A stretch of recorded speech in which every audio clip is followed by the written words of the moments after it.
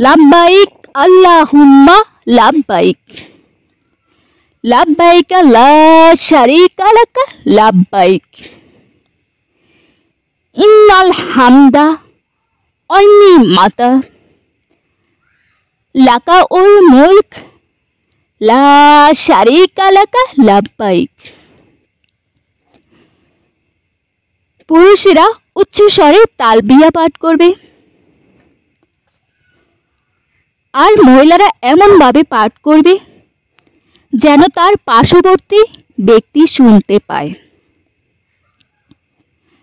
ইহরাম বাঁধার পর বেশি বেশি করে তালবিয়া পাঠ করবে।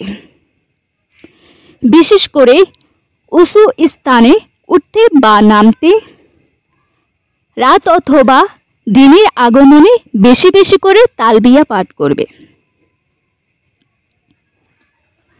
ইহরাম বাঁধা থেকে নিয়ে তাওয়াফ শুরু করা পর্যন্ত তালবিয়া পাঠ করবে।